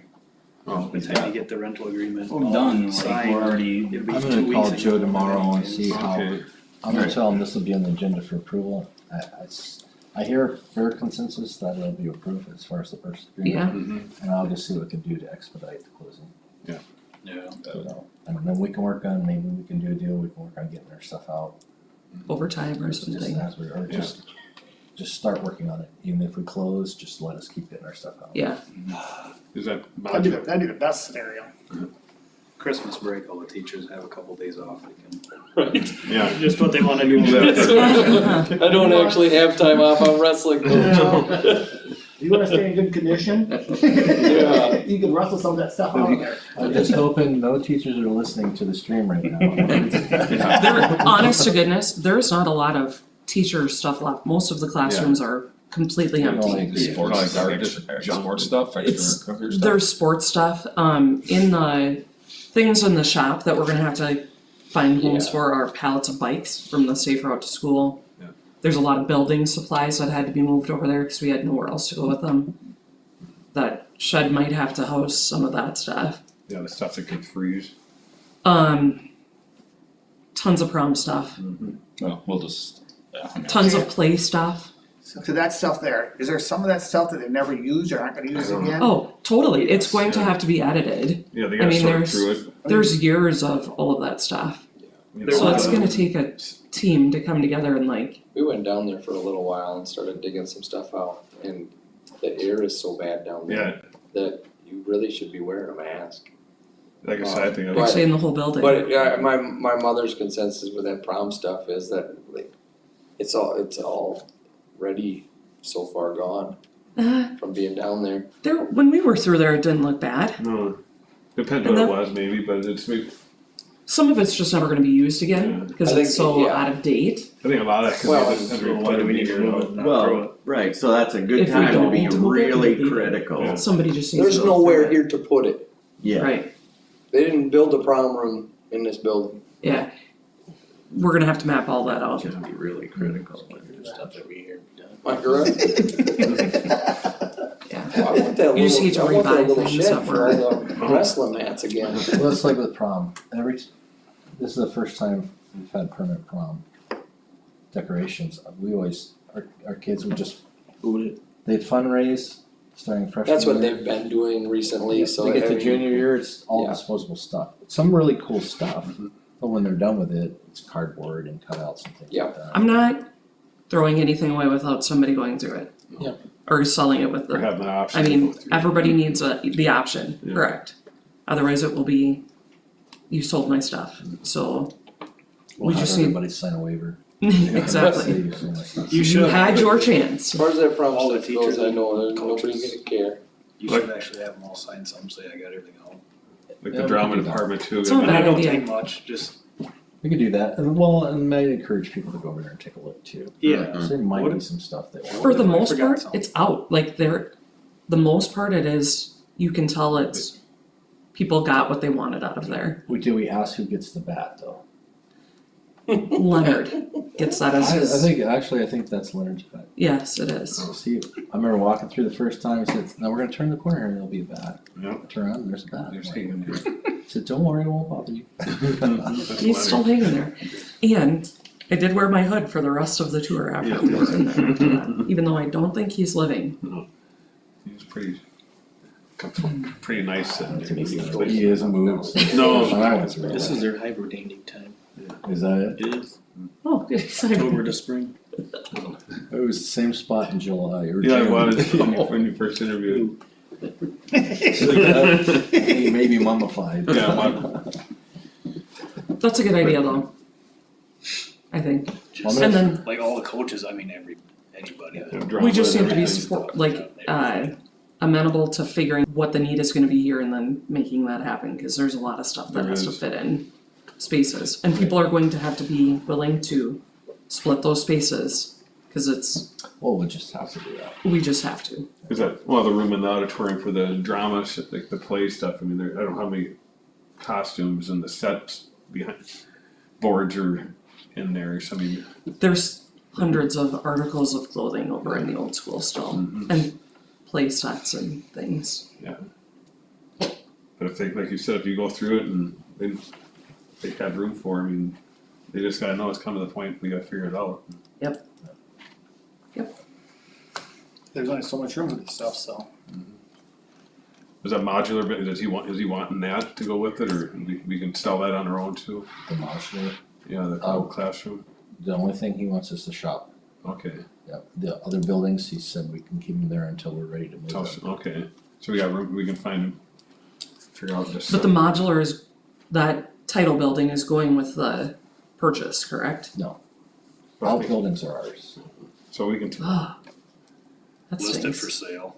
No, I think listed we for get a sale little- too. Yeah, we can get a little bit for it, I looked at it, it ain't worth keeping. No, not for us, but Like the siding, you just put your hand up in there and it's just insulation back there. Right. There's no vapor barrier, there's no sheeting, there's nothing on it. but somebody might pay, if somebody could get a couple thousand for it and let them move, cover the moving so can you costs. just list that as, surplus? For sale? Yeah. We don't even need to do that. We just list it for sale. Okay, Yeah, just need to get fair market value out of it. there's a couple of old vehicles over there too. And I felt like those were on the auction. They No, weren't? No, there's that minivan, I can't remember. In a green car. I'm with you, I think that minivan was on the auction. I think it was. Depends on what funds it was purchased from. So if it was purchased with special ed funds, we can't sell it. So we need to know that. You just keep it for automotive. Like ever. I don't know. No, you can never sell it, and if you do, that money goes back to special ed. So if you sell it for $1,000, that goes back to this government. So that would be something to look into, cause that is sitting on that. Oh, it goes back to the Property. property, doesn't go back to our funds to the special ed, Correct, because we bought it with federal funds. so it goes back to them. Yes. We could take the hilltop and get I was gonna $150 just say for it and then just send $150 Just gonna in, you know, I mean, Give me that's what it's $1. worth. Yep. It hasn't moved in 5 years. Mhm. Put Uncle Sam on You go sell it, get $100 and put it in your pocket, don't know if you're looking for you. But that was the only other question I had with that, so we'll get on with that module. Yeah. Move on with that in the The future, power's just get rid still of on that. on that too, I think. Mm-hmm. It is, cause That's we got turn its- lights on when we're Yeah, not in you there. did. That's got its own service or whatever, there's a meter right outside. Okay, That could get shut off probably. yeah, Just call REA and have them pull a meter. Do that tomorrow.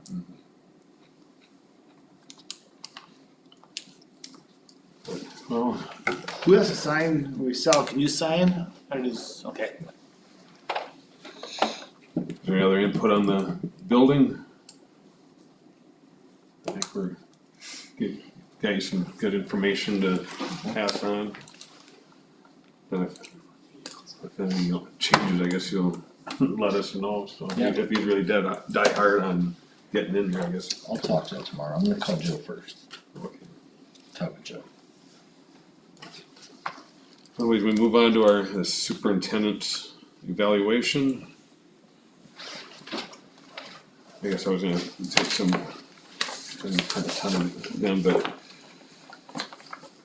basically just follow your lead. I mean, we can go through this tonight, right? Or we have to just talk about You can just talk about the evaluation tool. the tool? Yeah.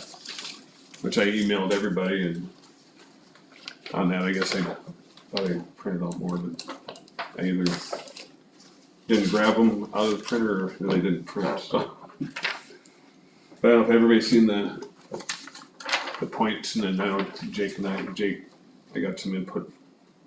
Got yours and. But yeah, section 1 would be like the finance, section 2 would be like community and trust building, section 3, communication, and section 4 would be staff management. And to do that properly, we have to go through, you said a closed session. Yes, we can put that on the agenda for next Wednesday. Okay. if you want. Yeah, So we go through the evaluation results of the superintendent. And that's one of the only 4 things you can do closed session. Mm-hmm. And then when you come out, the very next meeting, you'll have to give a summary of that evaluation. okay. But, yeah, I guess, Yeah, I'm comfortable with this model. Obviously, we've done it differently in the past, but we also cause that was actually the full. had a full, like your time span to goal set and do all the things, so. That's where, and that's after we started talking, I said it's kind of and you can agree it's probably more of a mid-year, so it's more of a review than a full evaluation anyways, when it's mid-year evaluation, I don't know, is that the right term to use as far as? Yep, and usually usually at the beginning of the year, you'll establish goals for the superintendent of the district and you Yeah. base your evaluations off of that. And So that's- just for your knowledge too, in the past, we went directly off of the MSBA's evaluation, or we utilized their tool. So I'm sure you're very familiar with it. Yep. We just picked a couple of the top categories and then followed it pretty much verbatim, so. And I had even talked, Tom and I talked a little bit about it, once we look at strategic planning, it'd be nice to, once we have a very solid strategic plan in place, it'd be nice to kind of implement that in there and infuse it as well. Mhm. And we could even, you know, we can even get Barb Dorn to do some training on the superintendent evaluations for the future. Yeah, I did that training, did you? That I remember, it's just, yeah, I don't know if anybody else does. She does a good job, Yeah. she would do it remotely, of course. Yeah, That'd be good. yeah, cause it's, did you get the list too, Troy, or? Yeah, I Okay. had the email, got it opened up. I don't know, can everybody agree, I think that's pretty much the points we kinda hired them under too, isn't it? I mean, Yep, that's kinda why I just started out and, hit the nail on the head. okay. That's good. so if you just wanna add a closed in for next, Yeah, And then I'll do we'll that just- For next Wednesday. Yep. We have a very small agenda next week, so, which is, honestly, most of your agendas should be this big. Our work sessions are for this, the regular sessions are for taking action. The biggest one's gonna always be, well, the two biggest, number one, the organizational meeting, first Monday of January, mhm, I started that agenda, and the next one's gonna be our budget approval meeting. But other than that, that should be your agenda, so like regular meetings. So then, when you said or January, cause when is the conference again? So January 12th, 13th. 13th. Okay, 13? that's why I had to double check, so I think last, Tuesday's the phase one. January 13th, 13th, first yeah. one, Tuesday night, 13th, 14th, and 15th. so then, we have the, cause then we just gotta make sure our January meetings not They overlap. don't, I think it's the 5th will be our organizational meeting, the 7th will be a work session. Yep. And then the 21st, I think, is our regular meeting. Okay, so yeah, we gotta make sure we put January 5th, the first Monday on our, make sure everybody gets that. That's for all of us. Can we start doing remote meetings, or I'll be in, Caribbean on a cruise ship. I'll do my- I'm sure you're gonna work on that. You can do it remotely, you might not be in the best shape to do it, No, but you can do it remotely, the only thing we need to do. No, I don't need to. Okay. you'll end up with a good position then, if you're The gone. meeting will last too long between drinks. Oh, uh-huh, yeah, and you'd wanna do full scan and so everybody sees how nice it is down there. It's my suntan and everything. So, yeah, something we all should point out is the first Monday, remember that, 'cause that wasn't listed on the succeeding meetings. I have that on our regular agenda meeting. Regular- I okay, have you do. For 16 meetings, yes. Okay, 5 o'clock too. So, yes, it'll be 5 o'clock, so, and remember, our December regular meeting, we have truth and taxation first, so that'll be, first meeting's at 6, next meeting's at 6:30. Like I said, it's a short agenda, so it won't take long to get through that. And then every other meeting is 5. And the reason we do the truth and taxation at 6 is by statute, it has to be after 6 o'clock. That's a December meeting, Yes. like next week? Yes. That's 6. Yep. I'll send out reminders I'll send out the drafted. Friday, I have to go to Fargo, two doctor's appointments at the good old VA, experimental medicine place. mhm. And, so I may be having to have back surgery before too long. So, you won't give me no help for moving then, are you? no, I'm gonna try, I'll try and plan moving out and then get my baby. Guys, sorry. Yeah. Well, unfortunately, that wouldn't stop me, probably why I probably need back surgery. Oh, yeah, that's right, you just got done moving, so, Yeah. all your meat freezers and. Yeah, Other than that, I guess if there's any other input anybody has, about any evaluation or the schedule? Now I can call for adjournment. Alright.